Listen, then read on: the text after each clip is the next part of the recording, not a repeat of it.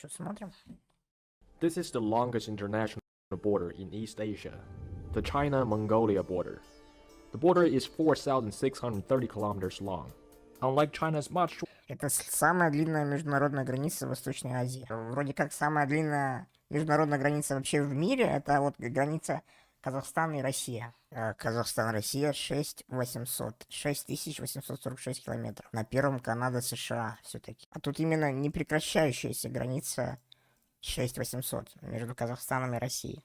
Asia, the China-Mongolia Вот тебе и border. сосед, да. The border is 4,630 kilometers long. Unlike China's much shorter but extremely violent borders with India.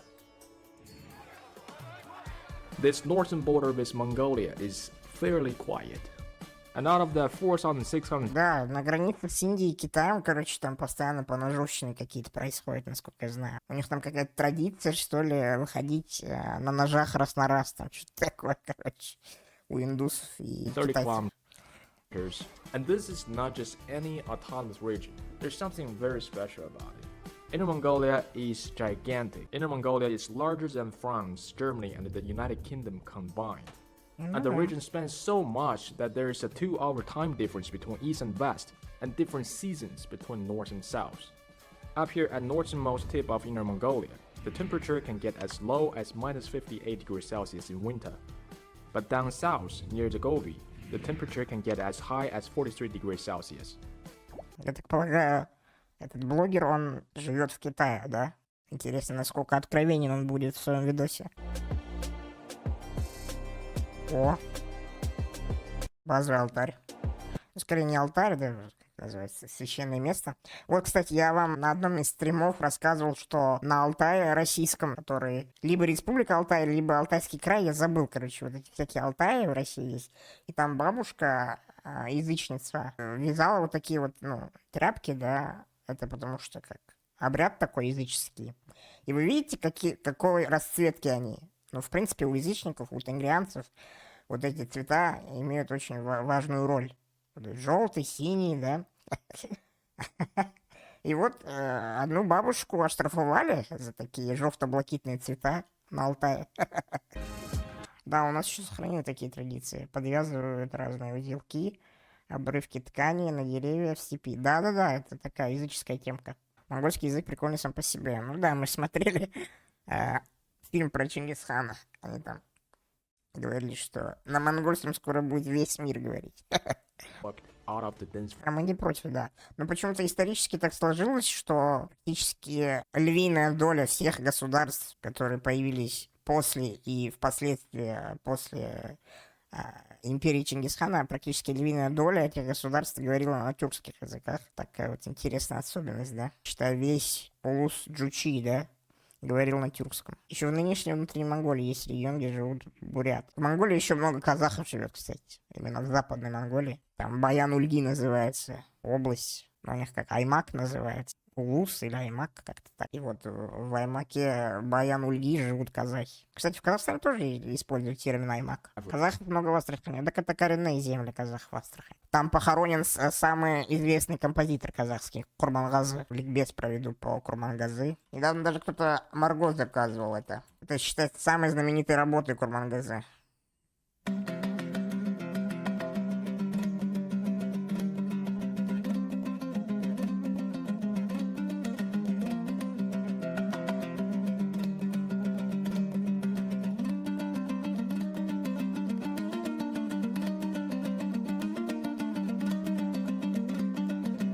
Вот как он выглядел.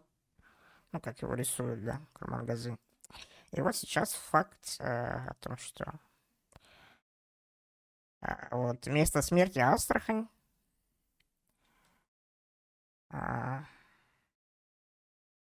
Похоронен в селе Алтын-Жар, нынешнего Володарского района Астраханской области России. Нагайцы, по сути, и есть казахи, точнее, нагайцы и казахи один народ. Этногенез западных казахов от нагайцев. Да, среди казахов есть даже племя, Ногай-казах называется. Казахский род, младший жуз, в младшем жузе он как раз на западе. Неправильно, да, немного говорить, что ногайцы и есть казахи, все-таки ногайцы это свой этнос, у них есть свой. У них был Была и Орда своя, да, Ногайская Орда, Ногайское ханство. И был хан свой Ногай, собственно, да, которого Ногай звали. Все-таки это разные этносы, но они близки очень, да, согласен. А дайцы считаются самыми такими базовыми. Среди казахов такие базированные ребята, воинственные базированные ребята. В Башкирии тоже есть ногайский род, да? Ничего себе не слышу о таком. Everything. And to understand the division of Mongolia, we kind of have to cover their story first because you see, it might appear to you that the Gobi divided the Mongols geographically into four, but it was actually these people from Manchuria that made the division a reality. Так у крымских татар тоже род Ногайцы, они же крымские степные татары. Мгм. Вот, пожалуйста, да. Да вообще много связей, в принципе, да. Неудивительно, что там тот же Улус Джичи, да, считается самым таким же, который простирался просто чуть ли не на четверть Евразии, да. Улус Джичи, там, впоследствии там после Улус Батыя, да, что реально такой большой кусман земли был и объединял приблизительно такой однородный да, народ, собственно, поэтому ногайцы, казахи, башкиры, татары, кыргызы, они, собственно, поэтому, например, даже сейчас, да, в 2023 году не имеют много разницы у них, особо нету отличий. От Дуная до Алтая, ну да, собственно, от Хельсинки до Токио.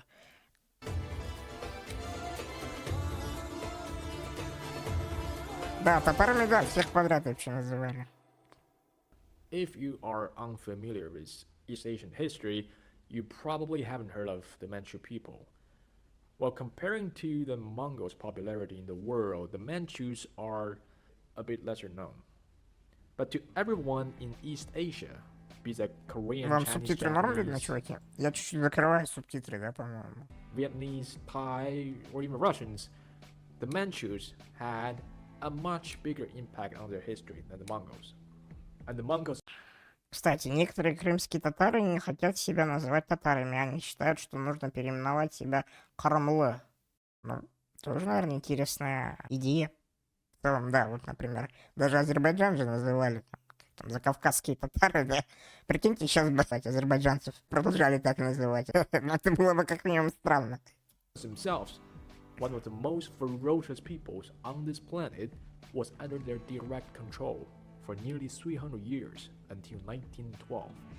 But who were these people, right? And how did they do that? So the Manchus started their journey in Manchuria, and they had been at war with the Mongols since the 10th century. The Manchus rose to power first and founded a great empire called Qing in Manchuria. The empire expanded quickly and ruled over northern China. The Manchus were great warriors, good at trading, and had a very good relationship with their Chinese subjects. If nothing had gone wrong, this empire could have existed for a very long time. But as they were expanding their territory into the Mongolian plateau, they crushed a Mongol tribe and had their Khan brutally executed. The Manchus didn't pay much attention to this because it was war, and war kills people. But there was just one miscalculation. The Manchus didn't kill everyone in that tribe. And 2 generations later, in 1162, a boy was born into the same Mongol tribe. And he looked like this. Он прям мальчик родился и сразу так выглядел? Капец. I actually think he's one of those guys who needs no introduction, but in case you don't know Genghis Khan, he was the founding Khan of the Mongol Empire, which later became the largest contiguous land empire in the history Да, а еще он был казах. of this planet. Genghis is very famous. I mean, if you go to Mongolia or Inner Mongolia, you can't miss his face. It's in the city, on the money, on the wall of an internet state that is everywhere. Anyway, Genghis is important, and he also completely crushed Manchus.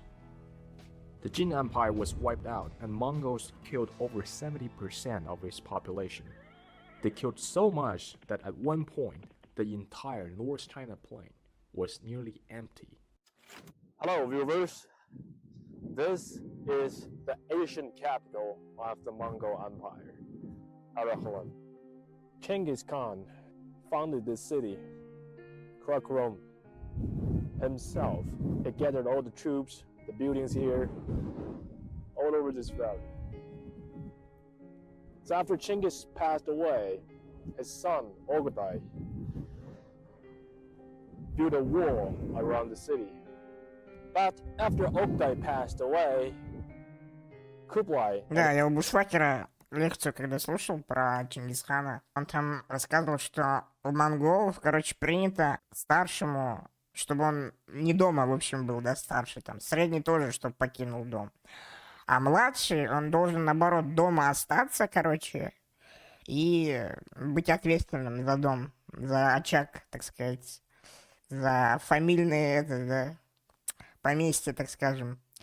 И вот младший сын Чингисхана в итоге, там, когда там Джучи получил там вот свой улус в Центральной Азии, да, там, Чагатай южнее, да, Центральной Азии получил земли.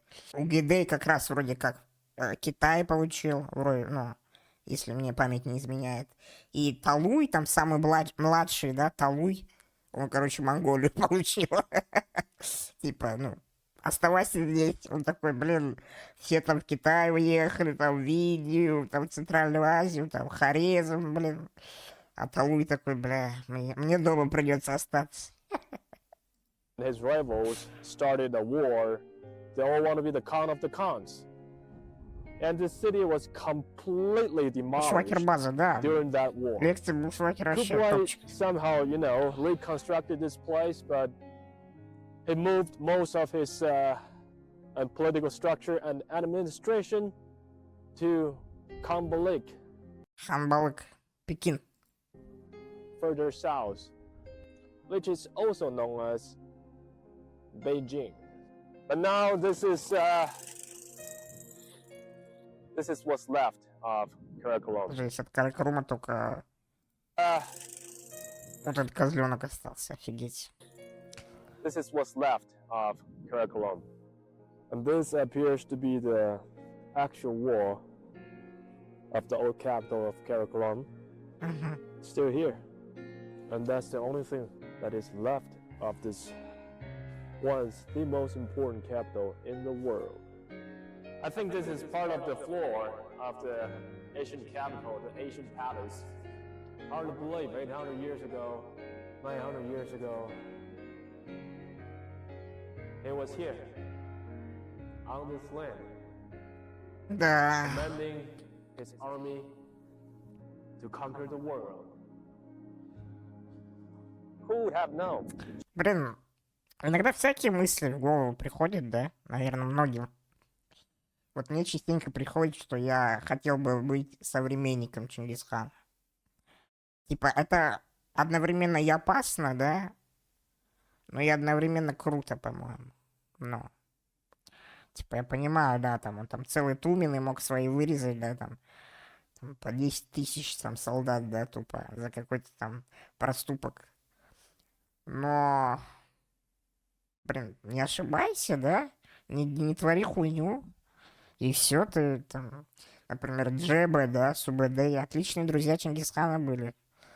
И такой думаешь, блин, вот бы быть современником Чингисхана. Быть там кентом его, там, я не знаю. Поболтать с ним вообще. Представьте, там была бы телега тогда. Вот прикиньте, попереписываться с Чингисханом. Наверное, каждый хотел бы в этом чате. Че там, как дела там? Genghis, the greatest Khan of all the Khans. How could he even imagine one day his city, his capital, gone? Who would have known? Beijing, Kambalik, Kublai's pride and joy would end up a Chinese city. Я еще слышал такую информацию, что сын Хубилая, да, уже вообще монгольский не знал. Он знал только китайский. Я вот не знаю, правда это или нет. Что он просто китаифицировался по полной. Кстати, неизвестно же, где захоронен Чингисхан. Но все они, вот, по крайней мере, 2 или 3 поколения чингизидов, у них же какой-то священный этот метод захоронения. Может, кремация была? Еще есть теория, что они же в Китае научились реки отводить, да? И есть теория, что вот а, ну, Иртыш отвели, короче, и что Чингисхан под Иртышом или под Бухтармой, что-то такое, под какой-то из рек, короче, восточным, ну, на Алтае, короче, где-то. Я тоже подумал про кремацию, потому что странно было бы не найти. Ну, вот я говорю, есть теория, что он под рекой какой-то. Ну, вроде как самым базовым таким остался, да, который там продолжал в юрте жить там, и как там и предписывал Чингисхан им, да, что типа не расслабляйтесь, не становитесь оседлыми, не сидите в замках, вообще не чильте, короче. Всегда живите просто в экстриме, в таком, в дискомфорт. Из зоны комфорта, в общем, выходите. Чингисхан уже тогда вот эти вот мотивационные речи задвигал своим там сыновьям. Но многие не послушали и осели в городах, в замках и так далее. Да. Но вот Джучи вроде как до последнего в юрте жил и придерживался яссы. By the late 16th century, the Great Mongol Empire was no more. It disintegrated into many small khanates and tribes. А есть люди, которые считают, что Чингисхан... Да, например, и поперечный, блядь. Meanwhile, in the land of Manchuria, a great man was born. This guy was as important as famous to the Manchus as Chinggis to the Mongols. And in many ways, this Manchu guy had a much longer and bigger impact on the Mongols than the great Chinggis himself. Because his Manchurian Empire and descendants not just avenged themselves on the Mongols, they conquered them. His name was Nurhaci, and his empire, later known as the Qing Empire, would become China's largest and the last imperial dynasty. And Qing's conquest of the Mongols was nothing short of a miracle. The project Ну, это да. Бумажники любят воровать. took 6 legendary Manchu emperors in a row, more than 130 years. Да-да-да, кошелек.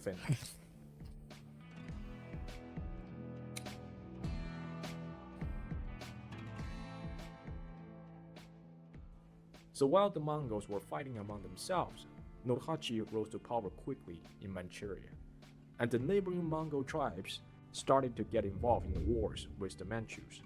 Sometimes Manchus helped the Mongols fight other Mongols, sometimes the other way around. And soon, the Manchu and Mongol nobility in this region began to marry each other. At the time, there was one very powerful Mongol tribe that dwarfed all other tribes, the Chahar Mongols. And they didn't like this growing intimacy between the Manchus and the Mongols. So they punished the Mongols that went too close to the Manchus and teach them a lesson. But apparently, one of those lessons went a bit too far. In 1625, the Chahars killed 7 Horchin nobles brutally, and immediately the Horchin Mongols allied with Nurhaci for protection, becoming the first Mongol tribe that submitted to the Manchus. Nurhaci and his sons were like, hey, this could be it. This could be the key to bringing all the Mongols to our side. They took advantage of the conflicts among the Mongol tribes, kept marrying Mongols, and this strategy just kept working.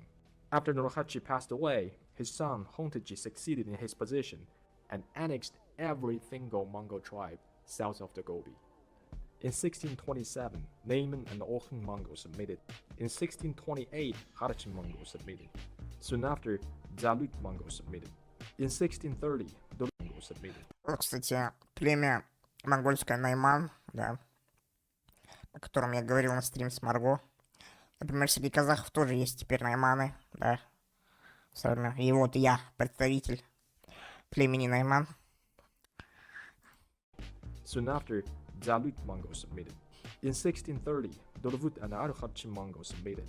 2 years later, Angnut Mongols submitted. In 1632, Hongtaji defeated the Chahars. Within the same year, Momingan and Wulet Mongols submitted. In 1634, Chahar, Aksingdun, Orduz, and Tumut Mongols submitted. A few years later, Ujmchin, Sonit, and the Abok Mongols also submitted. And that is how Inner Mongolia was formed. This line between Inner and Outer Mongolia, well, most of it, is almost 400 years old. But Outer Mongols were way more reluctant to come under Manchu's rule. They had established close ties with the Qing Empire, but had effectively remained self-governing and would like to stay that way. But you see, what they want doesn't really matter because another power west of the Gobi had already set its eyes on them. Я знаю, есть польский боец ММА по имени Мартин Найман. Нейман, наверное. Пробовал составлять генеалогические дерево. А что его пробовать составлять, если я и так знаю, как оно выглядит конкретно у меня? Или что ты имеешь в виду?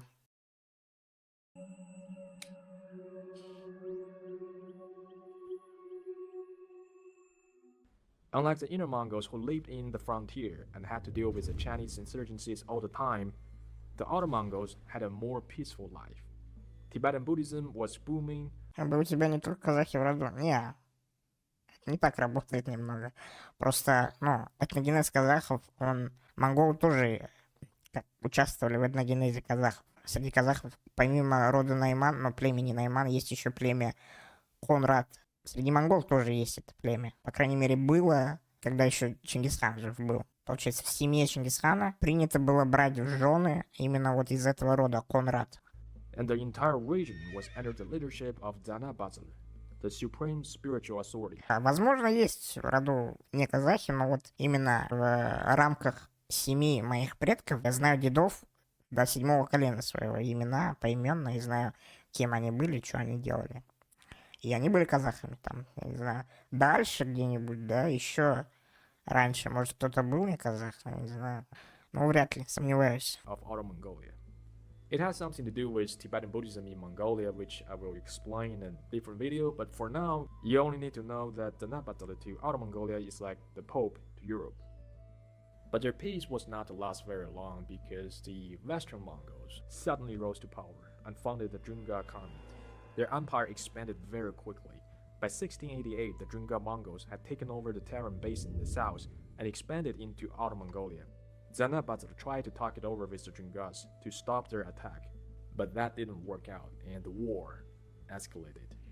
It was a very desperate time for the Outer Mongols, and eventually Zanabazar called for desperate measures. He asked Manchu for help. At the time, the ruler of Qing was Hongtaji's grandson, Emperor Kangxi, and he had been trying to control Outer Mongolia for years. And this attack from Drunga Mongols did him a great favor as it left Outer Mongolia without a chance to remain independent. And unlike Drunga Khan, who didn't get along with Zanabazar, Kangxi admired him. He promised to protect Outer Mongolia from the Drungas.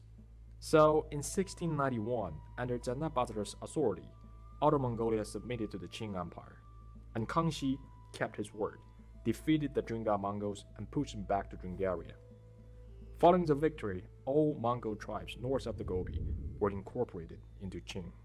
And this is how the Outer Mongolia was formed. You're probably wondering now, okay, you've covered Inner Mongols and Outer Mongols, but what happened to the Drunga Mongols and the Upper Mongols? Well, long story short, they were both crushed by the Manchus and had their territories annexed into the Qing Empire. The Upper Mongols were conquered by Kangxi's son, Yongzheng, in the 1720s, and 40% of his population was killed. The Drunga Khanate was wiped out in 1758 by Kangxi's grandson, Qianlong, who ordered the genocide of the Drunga Mongols. About 80% of the Drunga population, close to 1 million people, was killed. Калмыки могут гордиться джунгарами, ну да, наверняка могут. Ну что и делают наверняка. Правда, их потом китайцы разъебали, но это ладно. Drunga genocide Ну, вроде как китайцы. Ну, в общем, что-то произошло в их историографии такое, что им пришлось переехать с территории современной Монголии, там, Хакасии, да, Алтая, аж к Каспию. was widely believed to be the most devastating genocide of the 18th century. But apparently, Qianlong really enjoyed this conquest, and even had people draw Да, Болден Банкрафт говорил же, типа, это вот, наверное, единственный буддийский храм в Европе. these killing scenes. That genocide is why there are so few Mongols in Western China today. Their population never recovered. Once brought under Qing control, the Mongol clan structures were replaced by the Manchu banner system.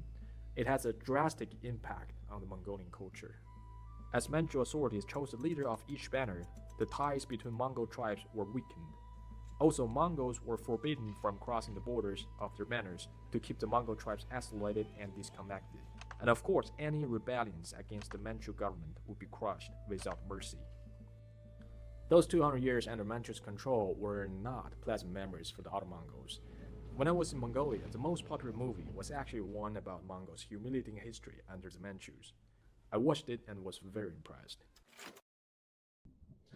The thing that I really like about Mongolia is the land. It's vast and empty.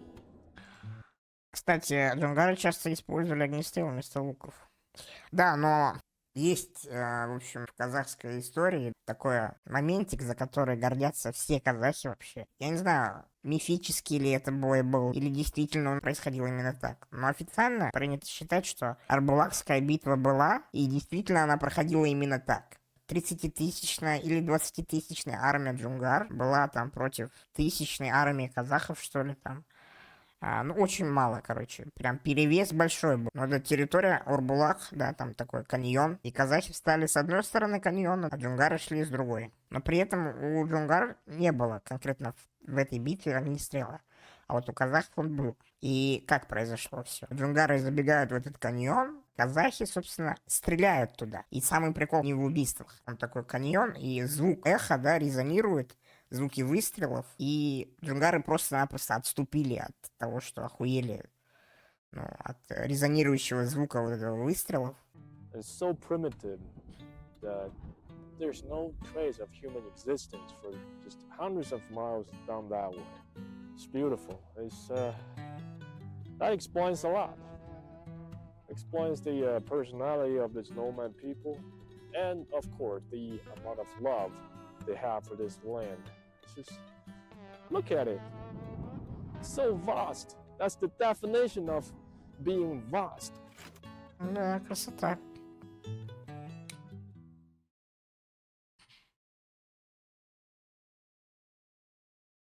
By the late 19th century, the Russian and the Japanese Empire had become the new superpowers in East Asia, and they were both hungry for more land and control. To slow down Japan and Russia's plan of eating up its territories, the Qing government decided to quickly populate the empty lands in Manchuria and Inner Mongolia by moving millions of Chinese from China proper. And this plan totally backfired. The newly arrived Chinese turned the steppes and forests into farmlands, greatly disrupting the Mongolian way of life. Tensions between the Mongols and the Chinese quickly escalated. And in November 1891, all hell broke loose. Chinese rebels revolted in Inner Mongolia. Their attack started at Zhou League and rampaged south. Meanwhile, another group of rebels attacked Josut League. Within 10 days, the Chinese rebels slaughtered more than 10,000 Mongols Нихао. and destroyed 1,000 villages, Салам алейкум. forcing 100,000 Inner Mongols to leave their homes to take refuge in northern banners near Xingnan Mountains. In total, over 150,000 Inner Mongols died in the massacre. The shock of this massacre spread to the whole of the Mongolian society, Спасибо за eventually фоллоу. galvanizing the Mongolian independence and self-determination movement.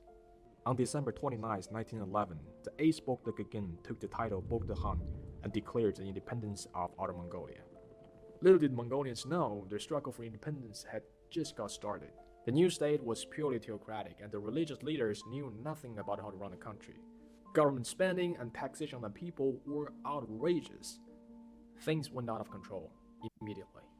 In 1912, the very first year of their independence, the Mongolian government, to restore Bogd-Khan's eyesight, bought 10,000 Buddha statuettes and an 84 feet tall Buddha statue, and built a temple to house it. Imagine how much this would cost the taxpayers. And that was just year one. Then there was the Republic of China, which succeeded the Qing and tried to reintegrate Outer Mongolia. Russians in the north only made the matter more confusing. They wouldn't recognize Mongolia's sovereignty, but sent troops to help ensure Outer Mongolia's autonomy within China. So in 1915, a strange treaty was signed between the Russian Хорошо. Empire, Только покушал плотненько. Сейчас почилить немножко захотелось. Правильно. the Republic of China, and Mongolia, recognizing Mongolia's autonomy После того, within как China, покушаешь, надо but почилить. under direct Russian control. However, less than 2 years after the signing of that treaty, the Bolsheviks came to power, and the Russian Empire collapsed. Chinese seized the opportunity and reoccupied Outer Mongolia for about 2 years. Then the anti-Bolshevik Russians came over and recaptured Mongolia for a couple of months. And then the Bolsheviks came with the Red Army. Это он про барона Унгерна, да? Вроде как, если не ошибаюсь. Блин, барон Унгерн вообще базовый чел, конечно. Вот. Советую вам почитать статьи по барону Унгерну. Это реально был базированный человек. In 1921 and reoccupied Mongolia. It was a mess.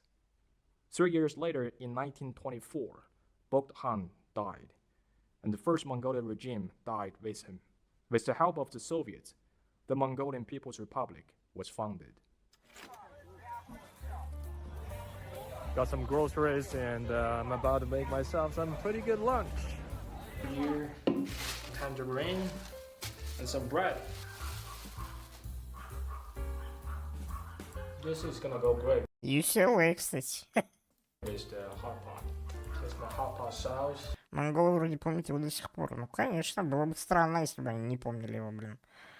Если бы в казахской историографии появился такая личность когда-нибудь, появилась бы, я бы тоже его помнил. And the meat.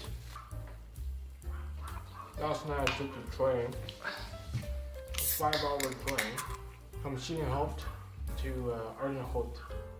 I barely ate anything, and I didn't eat much this morning, so I need Это что это за фанфурик у него? Что это такое? anything. And I didn't eat much this morning, so I need a very good lunch. And I need alcohol.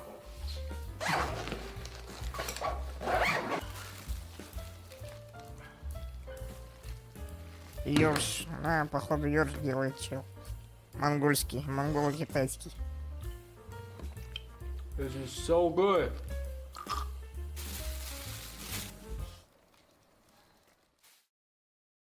Despite being short-lived, the Bogd government did attempt to reunite Inner Mongolia.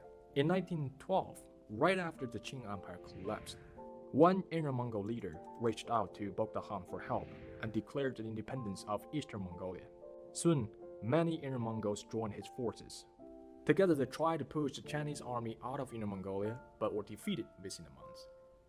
However, that was not the end of it, because by the end of 1912, Bogd army had arrived. The Outer Mongols, with Russia's help, defeated the Chinese and occupied Inner Mongolia by October 1913. But after the negotiations with the Chinese, the Russians suddenly changed their mind and stopped supplying the Outer Mongol army.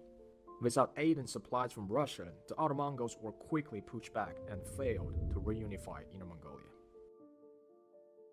Mongolia under the Soviet Union went through drastic and bloody reforms. After rounds of ruthless purges, Chebasan became the head of the state and plunged the entire country into chaos. Within 18 months between 1937 and 1939, Chebasan, following Stalin's order, executed over 17,000 lamas. Monks that were not executed were forcibly laicized, and 746 of the country's monasteries were demolished. 3 to 5% of Mongolia's total population was thought to have perished during the repression. Behind me is the ruins of Manchu. This place was one of the most important monasteries in Mongolia. But sadly, in 1937, Stalin and his Soviet army destroyed everything. Ну, охуенно, It was once home to more than 350 lamas, but now it's completely empty. Охуенно просто. Похлопать So могу yeah, только, after the блядь. Qing Empire collapsed, a lot had happened to the Outer Mongols. What about the Inner Mongols? Well, a lot happened. So the collapse of the Qing Empire left a huge power vacuum in China. Chinese warlords fought each other for 16 years until 1928, when the nationalist government under Chiang Kai-shek finally reunified China. And as soon as the nationalist government took over, Inner Mongolia was sliced into 4 provinces. Mongols were furious and demanded autonomy. Chiang Kai-shek sent people to negotiate, but failed to appease the Mongols. Meanwhile, Japan captured Manchuria and formed a new nation called Manchu in 1932. The Inner Mongol leaders, disappointed in the nationalist government, started working with the Japanese, who promised them autonomy. And sure enough, within 3 years, Japan had defeated the Chinese army in central Inner Mongolia and founded the Mengjiang United Autonomous Government for the Inner Mongols. Before World War II was over, almost all Inner Mongols lived in Eastern Mengjiang or Manchu under direct Japanese control. Preoccupied with wars elsewhere, the Japanese mostly left the Inner Mongols alone. There were no purges, religion was safe, and the old social structure was untouched. However, clashes between Japanese-backed Manchu and Soviet-backed Mongolia occurred frequently along the border. The initial clashes quickly escalated to an all-out war, with over 100,000 combatants, 600 tanks, and over 1,000 aircraft. The war started in May 1939 and ended 4 months later with a decisive victory by the Soviet Mongolian army. Later, the Mongolian-Manchu border was demarcated by the requirements of the Soviet Union and Outer Mongolia, and the conflict ended with the signing of the Soviet-Japanese Neutrality Treaty. After World War II, the International Military Tribunal for the Far East stated that it was unnecessary to redefine this border, and that was how we got this bizarre-looking line going through Lake Bear. Hello and welcome to Mulun. Here's another statue dedicated to the Soviet Red Army who Интересно, Мурун, да? Мурун. На казахском это нос. fought for Mongolia. I think this is one of the most legendary wrestler in the history of Mongolia.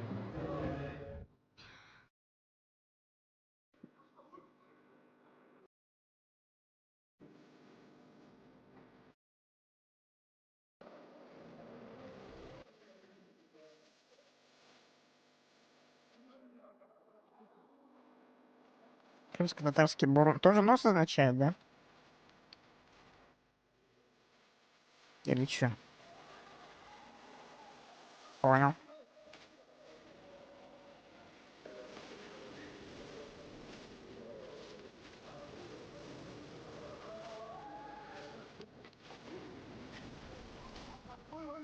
Это жесть.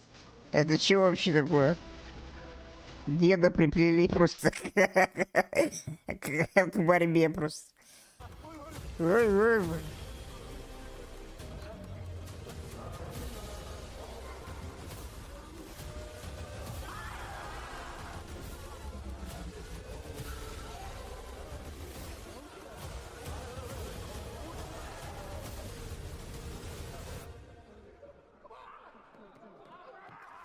Жесть. Just want to see wrestling Еще competition. не показалось? Смотрите, какая интересная символика у него на обуви, да? Just want to see wrestling competition. Quite emotional, actually. Young wrestlers, they are practicing every day.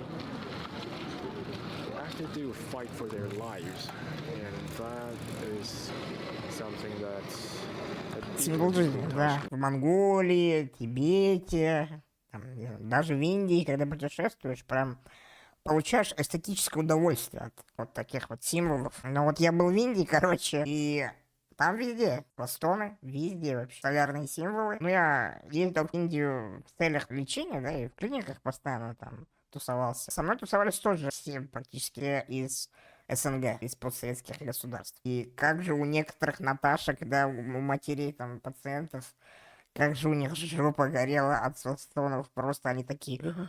Чё это такое просто, блядь? Бандеровцы и сюда пробрались, блядь. Просто, блядь, такой культурный шок у них. В индийских районах Америки такая же темка. Везде символ жизни, да. Мне забавно было смотреть на вот этих вот 30 плюс теток, да, там 40 плюс теток, которые просто охуевают от насилия с пластонов везде вокруг. Просто you want something, you fight for your life. By the summer of 1945, the tide of war had turned. On August 6, 1945, the United States dropped an atomic bomb on Hiroshima and another one on Nagasaki 3 days later.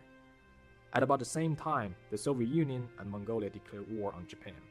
The 1.5 million strong Soviet Mongolian army swept over Manchu and Mengjiang.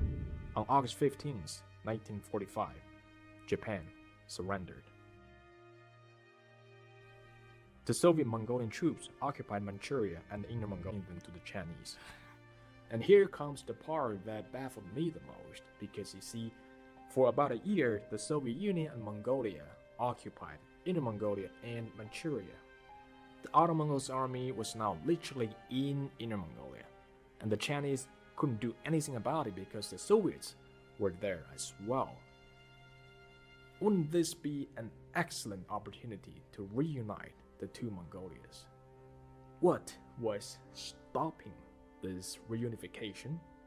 Something must have gone terribly wrong. But what exactly went wrong?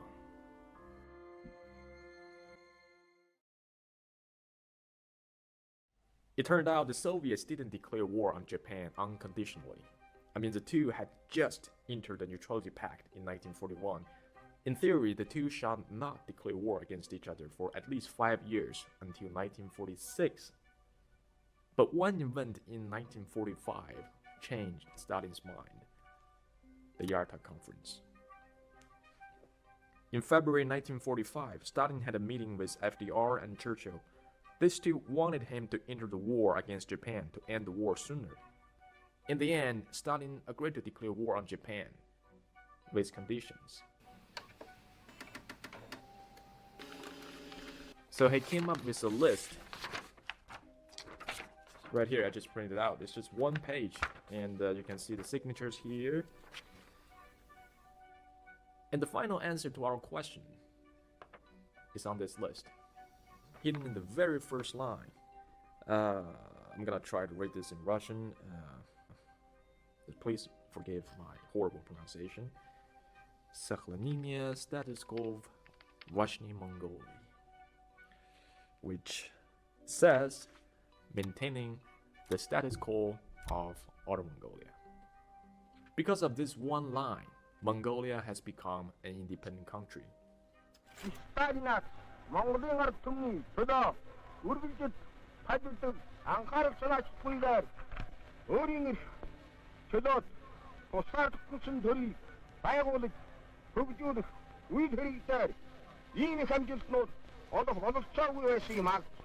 it was also this one line that stopped the unification of the two Mongolias.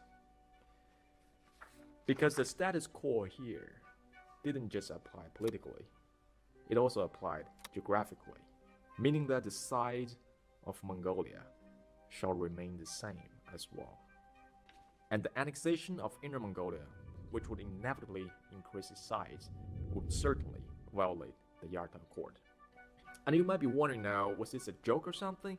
Did Stalin make a mistake on those terms? I'm afraid not. On the contrary, it was by Soviets' meticulous design that Inner Mongolia shall never reunify with Outer Mongolia. Because Охуительно. despite helping Outer Mongols gain independence, the Russian governments, both imperial and the USSR, discouraged any form of pan-Mongolism. Because this unification would not only have a huge impact on the Buryat and Halamuk Mongol community in Russia, bringing unnecessary instability, but would also further incur the wrath of the Chinese, who had just accepted the fact that Outer Mongolia is gone for real this time. And obviously, a lot of Soviet soldiers died defending Mongolia, and to thank them, the Mongolians built this monument. Зайсан Мемориал. В области, где я живу, есть населенный пункт, который называется Зайсан. Там отличную рыбу ловят. Your precious lives in us continue. Your glorious deeds in life, immortal. Nazi Germany. That's the anti-Japanese war. But the Inner Mongols had absolutely no idea.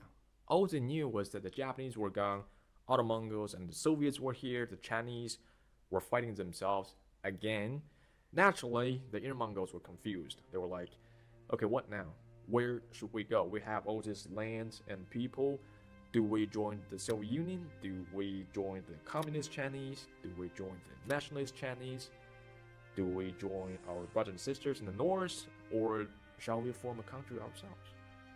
You see, it was a very confusing time for the Mongols. But despite all the confusion, they act quickly. Within 3 months, 3 different Inner Mongolian governments were formed and declared either autonomy or independence. The first Inner Mongolia government was formed in eastern Inner Mongolia on August 18, 1945, the same day Manchu surrendered. These Inner Mongols really cared about timing. They were not like, okay folks, the Japanese are gone, let's party, let's have a drink, let's take 1 day off. Not for them. They went back to work straight away. They sent representatives to Ulaanbaatar and proposed the reunification of Inner and Outer Mongolia. But the Soviet Union and Mongolia rejected them for fear of violating the Yalta Accord. The second Inner Mongolia government was formed in late August 1945 in central Inner Mongolia. Also proposed the reunification of 2 Mongolias, sent representatives to Outer Mongolia, and they too were rejected. But they wouldn't give up, so they declared independence instead, and founded the Inner Mongolian People's Republic, and sent representatives to Outer Mongolia and the Soviet Union again, hoping to be recognized as a country with sovereignty. But again, they were rejected. The third Inner Mongolia government was formed in northern Manchuria in September 1945 and declared autonomy. They then sent representatives to contact the Republic of China government, hoping that the Chinese authorities would recognize their autonomy. But their proposal was also rejected. So, yeah, the Inner Mongols tried basically everything they could to reach out to the Outer Mongols multiple times within 3 months. But the answers from Outer Mongolia were always the same. No and no. Not because Outer Mongols didn't want Inner Mongols to join them. As a matter of fact, they wanted to reunite with Inner Mongols more than anything. Chebasan's final hope was to reunite with Inner Mongolia, but Stalin just wouldn't allow it. After knowing that reunification was no longer Спасибо, possible, Сралин. Chebasan instead called Mongols in China to Ты в юрте жил? But Нет, Soviet кстати, нет. У меня полно моментов было, когда предполагалось, что я буду, но что-то как-то все не получалось.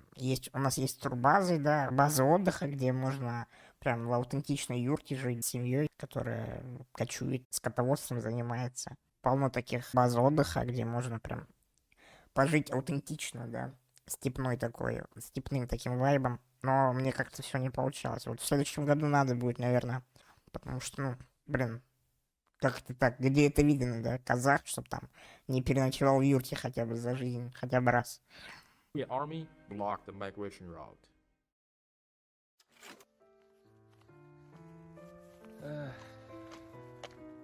Afraid I have to cook for 2 straight days, about 5 meals. None of the restaurants are open.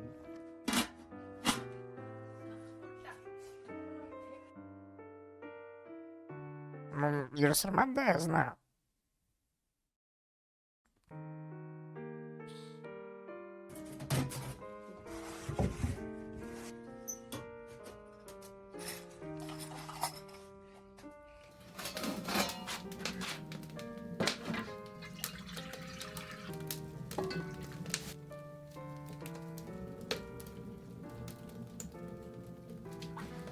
So this is so-called the universal seasoning. I've never heard anything half so beautiful.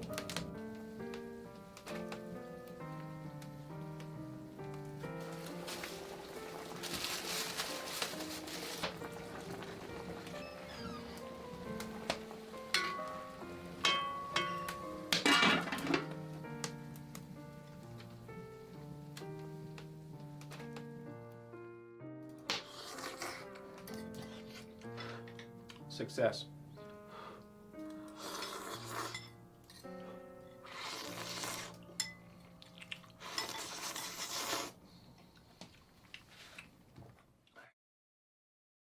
Now that all the Inner Mongols knew they couldn't reunite with Outer Mongols, and no one was going to support their independence Бузы idea, где, да. so they kind of have to pick a side. Бузы, between the топчик. nationalist Chinese and Блин, надо будет бузы как-нибудь реально попробовать. Причем такие аутентичные, да, из свинины.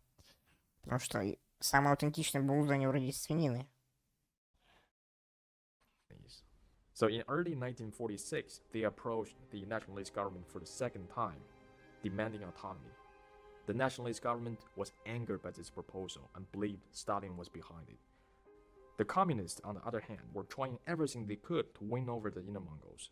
So after learning that the Inner Mongols had founded an autonomous government, the communists sent a congratulatory message and promised autonomy. Later, the communist government sent its own Mongol representative to Inner Mongolia. And to everyone's surprise, this guy did a terrific job because in less than 2 years, he single-handedly brought Inner Mongolia to the communist government. His name was Ulanhu. In April 1947, after rounds of meetings with the three Inner Mongolian governments, Ulanhu combined them into one and founded the Inner Mongolia Autonomous Government. 2 years later, after the People's Republic of China was founded, it was renamed Inner Mongolia Autonomous Region, and Ulanhu was its founding chairman. When Inner Mongolia Autonomous Region was established, it looked like this. But as the communists consolidated control over China, Inner Mongolia expanded westwards. In 1949, the Jilin League and Javd League were incorporated into Inner Mongolia. Between 1952 and 1956, all these lands were incorporated into Inner Mongolia. So unlike the nationalist government that divided Inner Mongolia into 4 provinces in 1928, the communist government kept its word and brought all the Inner Mongols lands together under one gigantic autonomous region with a size bigger than the United Kingdom, France, and Germany combined. The Inner Mongols were very happy with this result. They got their autonomy. The region developed rapidly for nearly 20 years until 1966. And all hell broke loose.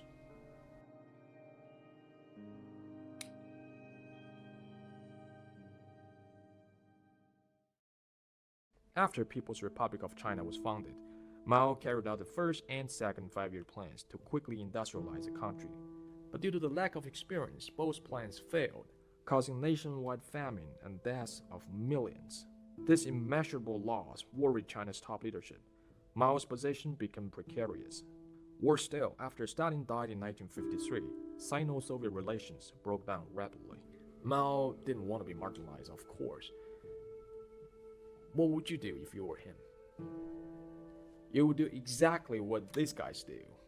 Purge the hell out of your country. And so the purge began in 1966 and lasted a decade. Tens of millions of Chinese were purged, including many notable officials, such as the chairman of Inner Mongolia, Ulanhu. Ironically, his alleged crime was the attempt to make Inner Mongolia an independent country. Yeah, they accused the guy who literally stopped Inner Mongolia from becoming an independent country of trying to make Inner Mongolia an independent country. That didn't make much sense to me at all. But nothing made any sense during the purge. And Inner Mongolia, like Чел смысл ищет, блин, в действиях was devastated. коммуняк. Waves of repression were initiated against the Inner Mongols. From June 1967 to May 1969, at least 500,000 people were imprisoned. 27,900 were persecuted to death, and more than 120,000 people were disabled. Among the victims, 75% were Mongols, even though they only made up 10% of the population. And, like Outer Mongolia, most of the temples were razed to the ground. In 1969, in response to the threat of the Soviet Union and to prevent a potential unification of Inner and Outer Mongolia, Chinese authorities completely shattered this autonomous region. Within a matter of days, 2/3 of Inner Mongolia disappeared. Go! Hello viewers, since I just fucked up my video mic yesterday on the mountaintop, now I have to hold a phone from time to time to be my mic. God, this is so cold. Unbelievably cold.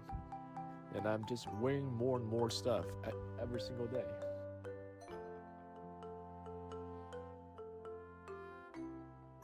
So I think think I just found one guy walking on the ice.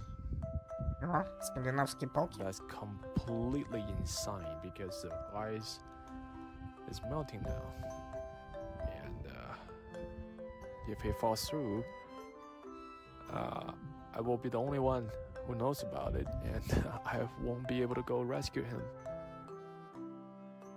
That guy who was crossing the ice lake, he actually just made it. And he didn't even vet himself. Incredible.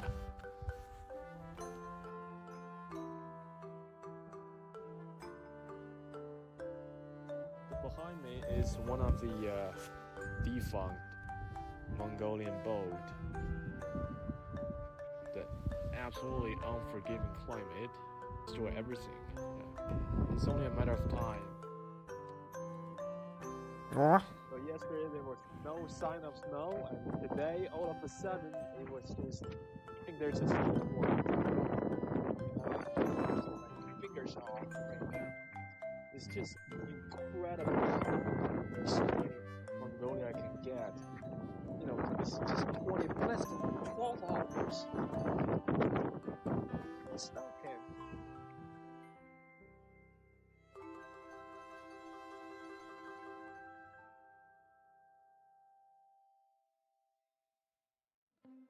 Meanwhile, in Mongolia, things were less dramatic. Following Chebazan's death in 1952, Tsedenbal became the leader of Mongolia for the next 32 years. His foreign policy was quite straightforward, to bring Mongolia into ever closer cooperation with the Soviets. Да здравствует коммунистическая партия Советского Союза! Tsedenbal went so far that he submitted requests to incorporate Mongolia into the Soviet Union more than 5 times. But the Soviet leaders rejected those proposals. At the time of the Sino-Soviet split, Tsedenbal sided with the Soviets. Under his authority, the Soviet Union stationed troops and missiles all over Mongolia to guard against the Chinese. In return, the Soviets increased their investment in Mongolia, building cities. Чингисхан бы ебанулся, если бы об этом узнал. Да-да, пиздец вообще, блядь. Блядь. Если бы еще барон Унгерен все это стал бы свидетелем всей вот этой хуйни, он бы вообще, я не знаю, блядь. Not a big fan of Lenin. Да? Ну ты что? Мы сейчас тебя сделаем фанатом. Сказали ему монголы.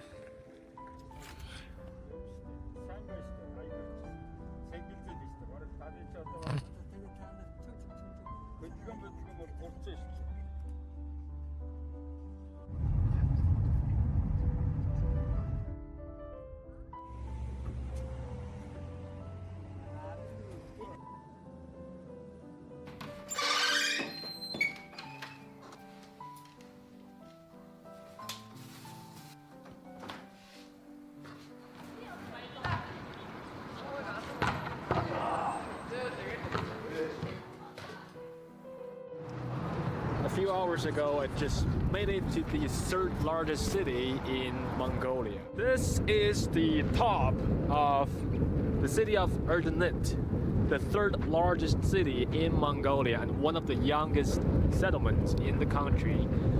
It was founded in 1974 because a really large copper mine was discovered here. It's actually the 4th largest copper mine in the world. So in the mid-1980s, a lot of Russian engineers and miners lived here. Over 50% of the population were Russians.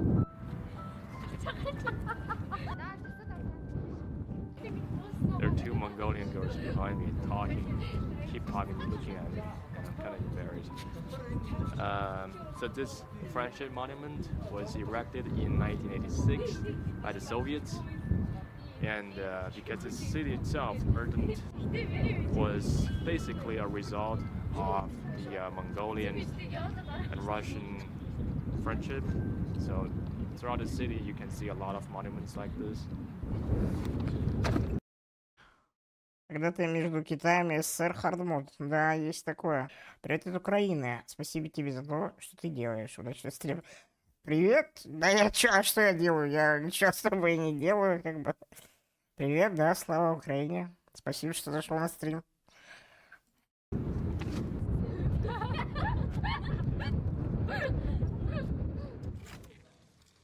As Sino-Soviet relations normalized in the 1980s, Tiden, still staunchly anti-Chinese, was forced into retirement.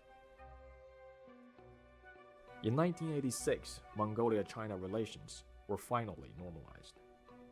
You know, from the stories of all these Mongol leaders, you can kind of see the dilemma faced by the two Mongolias.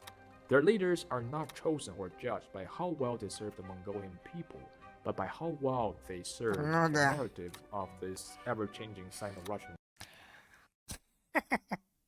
Там еще есть такой момент, что либо вот этого Циденбала, либо...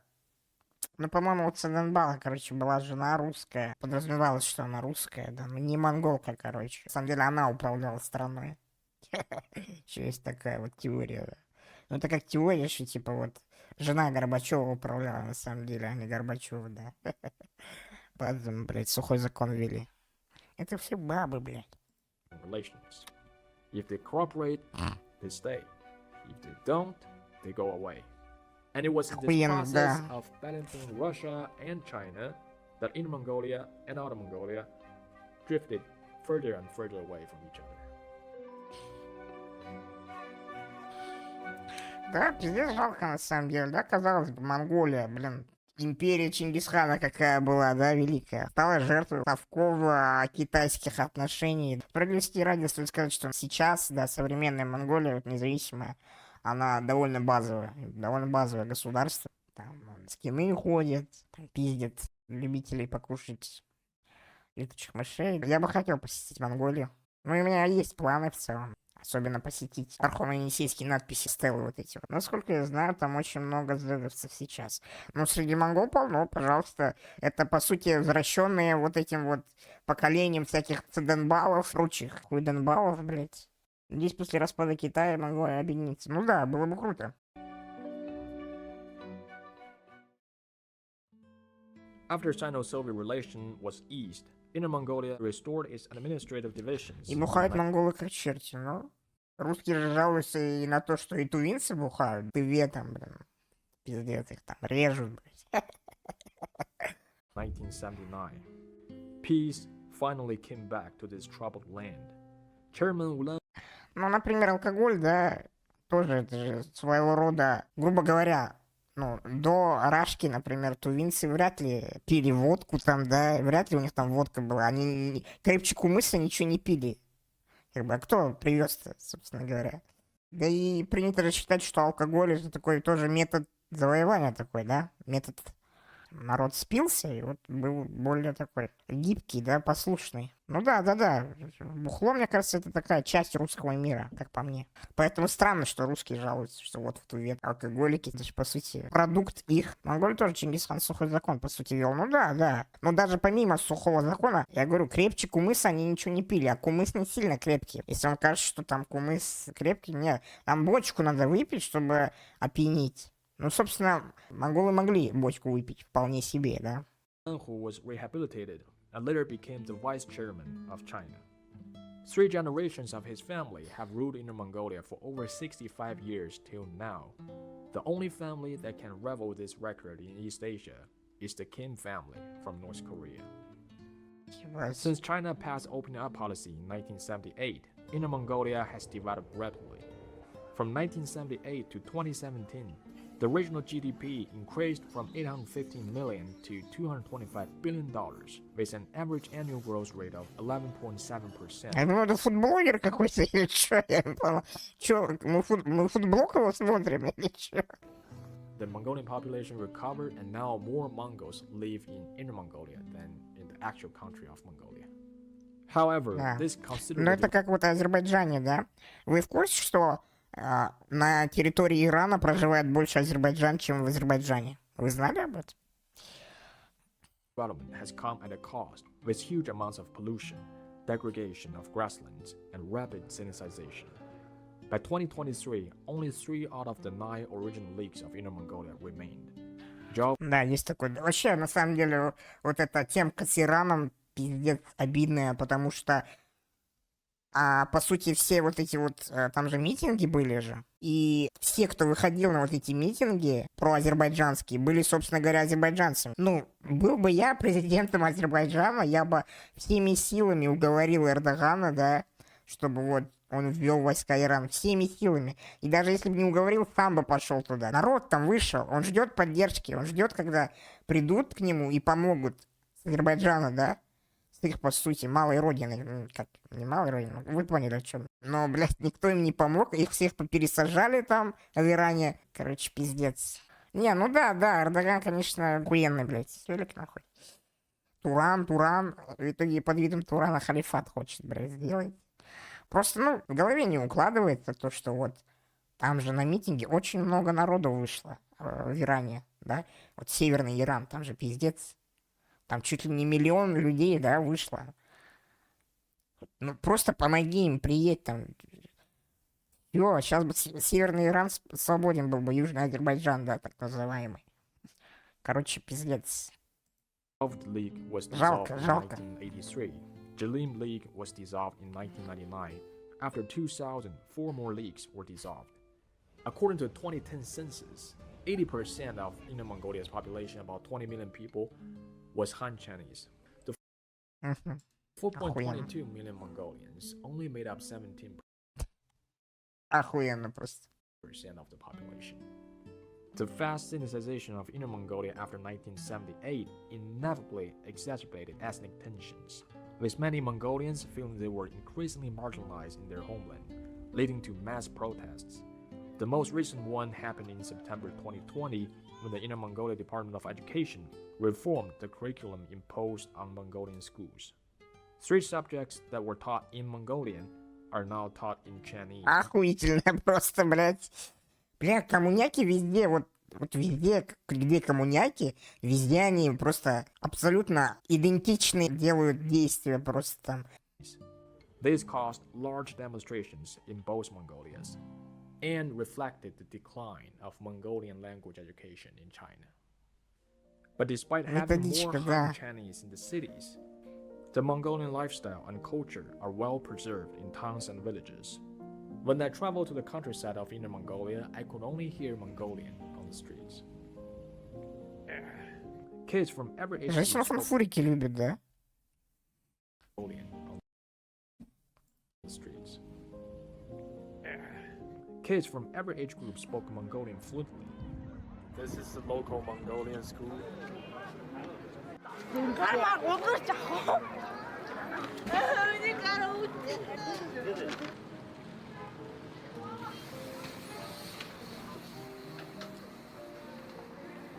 Ля. Это вот 3 богатыря, да? Это вот про них мультик, да, вот это? Смотрите. Ну, русские, смотрите. Русские богатыри. Глаза узкие, значит, русские. Бегачаты, да. Не, прикольно на самом деле. Памятник, да, или что это? Статуя. What a lovely morning. Такое прекрасное утро. Да, блин. Красиво, слушайте. Красиво. Он везде носит эту свою мантоварку. Что это? Чистая пароварка какая-то.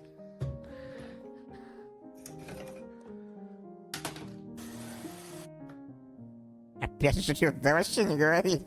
Фудблогер в натуре какой-то. В труханах. Нормально. Ждем крашки и китаяшки, согласен.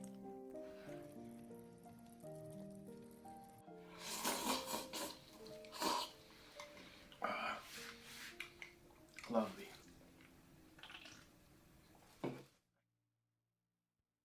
Mongolia, on the other hand, didn't do too well after the dissolution of the Soviet Union in 1991. Trade with Russia declined by over 80%. A new constitution was implemented in 1992 and reformed the country. However, the transition to a market economy wasn't easy. During the 90s, the government had to deal with high inflation and food shortages. In the early 2000s, extreme weather caused economic decline. And in 2008, the financial crisis crushed its economy once again. In 2022, Mongolia's GDP was $41 billion, while Inner Mongolia И вроде ответ, но как жрать эти сопли можно? Я не понимаю. Еще я не понимаю, как можно пользоваться палочками. Но сейчас почему-то модно среди даже не азиатов пользоваться палочками. Обязательно надо в какое-то кафе, ресторан, там, азиатская кухня, да? Там ей принесут ей вилку, она такая, не, мне палочки, чтобы аутентично было. Вот ей принесут палочки. Я бы наоборот, если бы мне палочки принесли, я бы, наоборот, попросил, нормальные приборы, да, но конкретно в моем городе, там, даже если ресторан азиатской кухни какой-нибудь, там все равно тебе приносят нормальные приборы, нормальные для людей, там, ложки, вилки, ножи. Мне, например, в своем городе не приходилось говорить, там, вот, принеси мне, я там, типа, палочками не буду, принеси мне вилку. Мне в моем городе не приходилось. Но вот я был в Астане, когда я там посещал какую-то китайскую вроде, там, или японскую, короче, вообще не шарю я за это. Ну, в общем, азиатская кухня там. И вот мне принесли палочки, я такой, не, бро, не сегодня. had a GDP 8 times larger. In fact, the capital city of Inner Mongolia, Hurghad alone, had a larger GDP than the entire country of Mongolia. Russia rebuilt strong relations with Mongolia in early 2000s, lowered the prices of energy exports to Mongolia, and enhanced cross-border trade. The Russian government even wrote off 98% of Mongolia's state debt to support its economy. China has also supported Mongolia by becoming its biggest trade partner and source of foreign investment. Да. Там же пиздец скандал был насчет угля, да, насчет вывоза угля в Китай, там. Еще с дальнобойщиками какой-то скандал был, которые из Монголии там в Китай везут там, уголь, там еще что-то. Там даже на митинги выходили в Улан-Баторе. Пиздец, я не понимаю вот этих вот президентов, договоренности с Китаем, договоренности там с Рашкой, типа, я понимаю, соседи, да, географически, логистически, наверное, это так работает, да, что они принимают подобные решения, там, исходя из географии, из логистики, там, и так далее, да, но, блядь, не знаю, что, разве в 23-м году нельзя в своих союзниках иметь государства, которые не прилегают к тебе, типа, границы, там, да, мне кажется, это не так уж тяжело. Хуй знает, типа. В общем, да, не могу я понять, зачем вот эти вот челы лезут в кабалу с Китаем, блядь, еще какими-то государствами такими, блядь. But despite getting help, С Южной Кореей, может. Вообще, мне кажется, сейчас, можно с кем угодно сотрудничать, да, но, блядь, не с коммуняками, блядь. from both neighbors, Mongolia is still finding its own way. In this country, you can see constructions everywhere. It's still a relatively young economy, I think. And I don't know about you, but I think it's full of energy and future and opportunity. But to be honest, Mongolia doesn't have many options. Being a landlocked country with only two neighbors, one being its biggest importer and the other its biggest exporter, Mongolia effectively has no other choice but trade very lightly in the years ahead as they continue balancing between Russia to their north. Ну да, надо осторожно себя вести, а то что? У Казахстана же норм товарооборот с Кореей. Насчет этого, наверное, да, как минимум, можно судить по тому, сколько у нас вот этого рамена, да, лапши корейской по всему просто. Двойник Путина, да. And China to their south. And with the war in Ukraine going on, the economic and political ties between Europe and Russia are cut off, making Sino-Russian relations closer and stronger than ever. Mongolia, caught in the middle, inevitably becomes their bridge. Were Mongolia to refuse all cooperation with Russia and Нам сейчас ответит китаец, почему Монголия не может отказаться от сотрудничества с Россией и Китаем. Сейчас нам дадут ответ. У меня батя в двойника Путина верит, двойников Путина. А что в этом такого? Типа, а что такого, чтобы не верить в существование двойников Путина? Типа, это настолько нереально, по-твоему? Мне кажется, это очень легко делается, не знаю. Двойники очень легко создаются. Это не какая-то такая сверхъестественная штука, мне кажется. Казахстан с Китаем сильно сотрудничают, потому что в Узбекистане много дрочат на Китай. Многие дрочат на Китай. Ну, в Узбекистане хуй знает, на кого дрочат, а Казахстан, да. И более того, я же говорю, что почти на всех стримах уже говорю об этом, но президент Казахстана текущий, он же был в Китае кем-то, послом или кем он там был. Он знает китайский прям как родной язык свой. Кем он там был? В 1983 году выехал в Китай на 10-месячную стажировку в Пекинском лингвистическом институте. Ага, вот. И затем был направлен в советское посольство в Пекине. Ну да, пожалуйста. Где работал до 91 года, до получения независимости Казахстана. Да что-то еще меня... А, вот, зацепился глаз. В 1975 году поступил на службу в Министерство иностранных дел СССР и был направлен на работу в советское посольство в Сингапур. Вот так вот. Короче, был послом советским в Китае. В целом можно предположить, какие связи у Казахстана с Китаем. Ого, так он и агентом мог быть в теории. Ну, он может быть китайским агентом в Казахстане, да. Тут можно всякое сказать. Можно сказать, что он был казахским агентом в Китае, а можно сказать, что он китайский агент в Казахстане. China, Mongolia's 3.3 million people and its vast empty lands would likely be taken over by force again, just as they were more than 300 years ago. But the good news is that after 70 years of division and hostility, Короче, совок ёбаный, да, тут как бы много слов не надо, чтобы понять. Ну, скорее, советским агентом в Китае, он же там был до развала совка. Ну да, советским, а не казахским. Mongols from these three countries are now closer than ever. Mongolians can travel to China and Russia visa-free for 30 days. Every day, hundreds of Mongolians arrive in Inner Mongolia to do business, go to school, visiting friends and families. On my recent trip to Mongolia, I met many Inner Mongols from China going to school in Ulaanbaatar and many Brits from Russia doing business. I had a great time talking to you and learning from them. Девушки. Очень красивые девушки.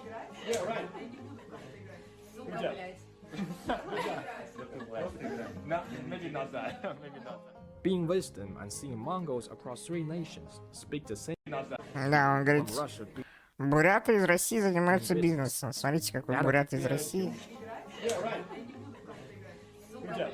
Смотрите, какой бурят из России. Maybe not that. Maybe not that. Being with them and seeing Mongols across three nations speak the same language and share the same culture meant a lot to me. Because by the end of the day, that is the only thing that truly matters. Politics is filthy, always has been and always will be. But people are beautiful. 이로써 бид одоо энэ дэлхийд өмөрсөд нэг амьдарч байгаа. 7 тэрбум үндэстэн. Ну, в целом, я не удивлен, в каком контексте подает все это чел, который, ну, этнический китаец, да? Как бы. Он хоть и проучился в UCLA, да? Японч, монголч, тэр Америкч, оросч нэг бүгдээрээ тэр дэлхийн Да. тэр дэлхийг л хайр. Okay, folks, we have arrived at the end of the journey. Thanks for sticking around. Honestly, not many people are interested in the history of two Mongolias, but hey, now you know something most people don't. Speaking of the Mongols, there's actually another province in China with a large Mongolian population. The story of that province is extremely lesser known. It is China's biggest, least populated, most deadly, and most important province. If you're interested, you can watch it here. Он вроде внутренний монгол. Не, он китаец, проживающий во внутренней Монголии, я так понял. Типа родившийся там. Но он китаец. Его зовут Джингву. Вряд ли монгола назовут Джингву. Даже если он во внутренней Монголии родится, да? Ну ладно, что, посмотрели. В целом интересно было послушать. Поузнавать какие-то новые для себя факты. Маған ақша төле, маған ақша төле, маған ақша төле, маған ақша төле, маған ақша төле, маған ақша төле. Қазір билеп жатырмыз. Ал қазір билеп жатырмыз. Ал қазір билеп жатырмыз. Қазір билеп жатырмыз.